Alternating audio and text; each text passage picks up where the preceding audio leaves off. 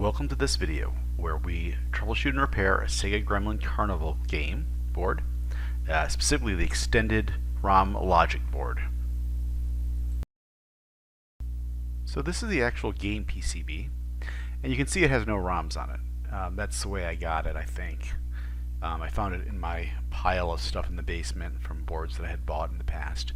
But it's okay because I make a single ROM modification for it, which you can see right here.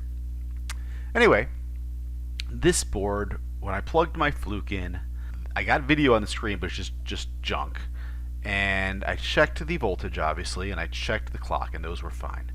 And I did a fluke bus test, and that came up fine. And then I did the fluke long RAM check for the range of these RAMs, which is hex 8000 to hex 8000 FFF, and I got a DCD error on bit 7. A DCD error means that when the fluke does a memory test, a certain bit in the address doesn't actually have any effect whether it's 1 or 0. For example, if I write to address 8000 and I write 55, when I read at address 8000 it will read 55, but if I read it from address 8080, that is 8000 with the 7th bit set rather than 0, it also reads the same thing. So if I write to address 8000, it also writes to address 8080. At least that's what the fluke is seeing. So that means that the bit in a certain position, where the position starts at 0, goes to 15, that bit that it has an error in, when it's put in the address, it doesn't matter if that bit is a 0 or a 1. It actually treats that bit as if it doesn't matter what you put there.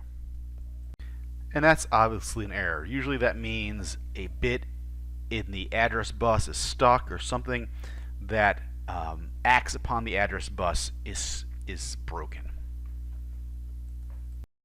Luckily on this game board there's not much in the way from the CPU address line 7 to the actual RAMs. Now, address line 7 comes out at pin 37 on the CPU and goes into pin 5 on U11, which is a 74LS08. That's an AND gate.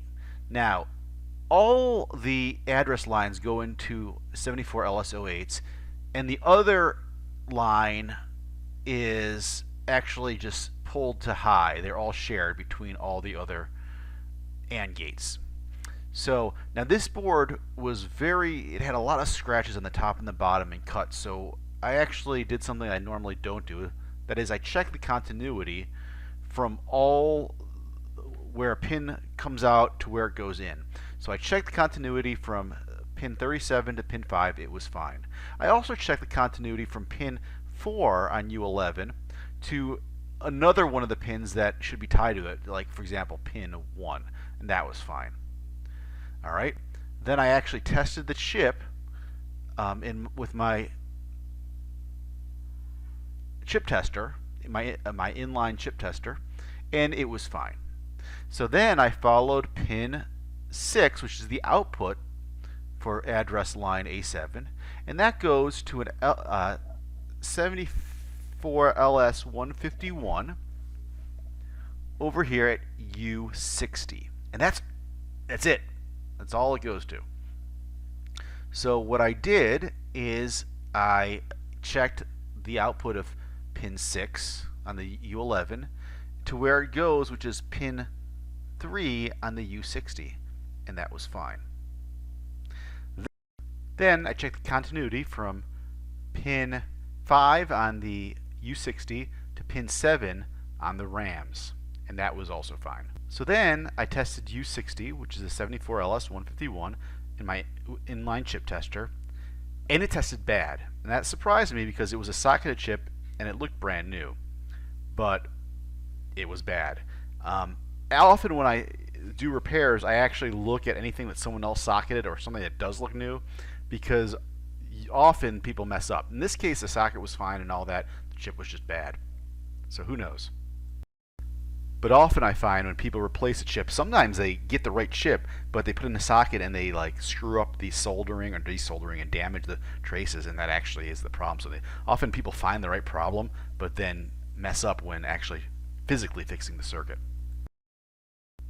Anyway, I took the chip out, put it in my offline chip tester. It also showed bad, so I popped a new chip in and everything worked. The fluke RAM test worked fine in the game.